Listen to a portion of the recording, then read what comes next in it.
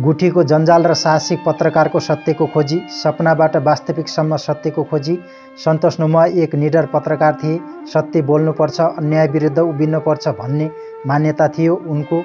अनेकौं धम्की आए, प्रलोभनहरू पनि थिए, तर उनले कहिल्यै आफ्नो धर्म छाडेनन्।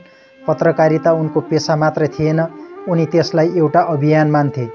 तर त्यही सत्यको खोजीमा लाग्दा उनलाई जीवनकै सबैभन्दा रहस्यमय र डरलाग्दो क्षणको सामना गर्नु पर्यो। थकानभित्रको सपना। गएको रातभर रिपोर्टिङमा खटिएका सन्तोष गहिरो निन्द्रामा थिए। सपनामा उनले एउटा आदर्श समाज देखे जहाँ न्यायको कुनै कमी थिएन, जहाँ पत्रकारिता निष्पक्ष थियो। उनले मनमा नै सोच्दै थिए, मेरो अर्को रिपोर्टिङले पनि ठुलो प्रभाव पार्नेछ।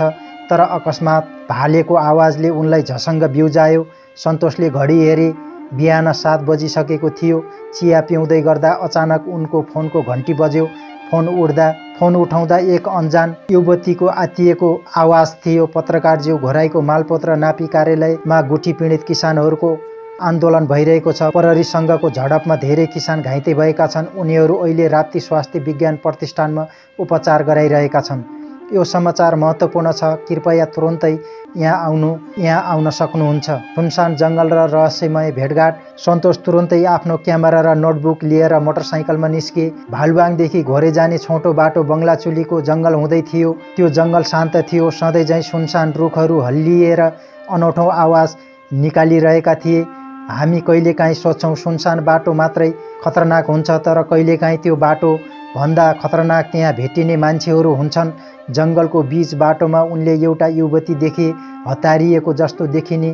ती युवतीले हात उठाएर सन्तोषलाई रोकिन आग्रह गरिन्।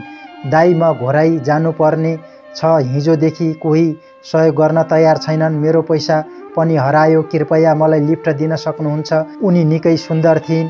गाजुलो आँखा र मधुर मुस्कानले उनलाई झन विशेष बनाएको थियो। सन्तोषले एकछिन सोच्न भ्याएनन्।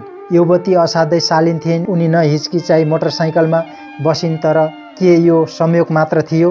रहस्यमय सुरुवात। युवतीले सन्तोषसँग सामान्य कुरा गरिरहेकी थिइन्, तर अलि पर पुगेपछि उनले नयाँ बाटोतर्फ लैजान आग्रह गरिन्।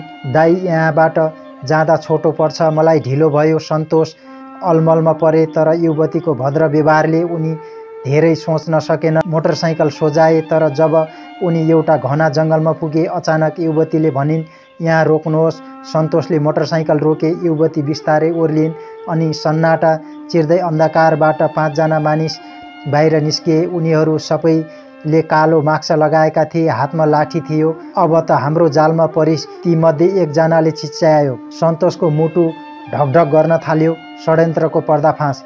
एकजनाले सन्तोषको क्यामेरा खोसे। हामीलाई तेरो रिपोर्टिङ चाहिँदैन, सत्यको खोजी गर्ने ठुलो बनेछस् है। आजदेखि तँलाई कोही देख्न पाउने छैनन्। सन्तोषले बिन्ती गरेनन्। उनी निडर थिए, तर उनको दिमागले तीव्र गतिमा सोचिरहेको थियो। यो केवल लुटपाट थिएन, कसैले उनलाई फसाउन खोजेको थियो।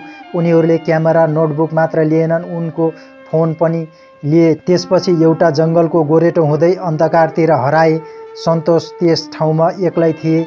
जङ्गल सुनसान थियो, तर भित्रभित्रै एउटा आवाज गुन्जिरहेको थियो, यो सत्य बाहिर ल्याउनु पर्छ। सत्यको विजय। सन्तोष कुनै हालतमा हार मान्न चाहने थिएनन्। उनी जङ्गलबाट निस्किए, घोराई आए। पुलिस र अरू पत्रकारहरूलाई खबर गरे। अनुसन्धान भयो। पछि खुलेको रहस्य झन् चर्किँदै चकित पार्ने खालको थियो।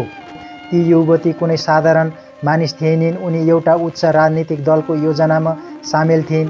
सन्तोषले आन्दोलनको सत्य बाहिर ल्याउन नपाओस् भनेर यो षड्यन्त्र गरिएको थियो।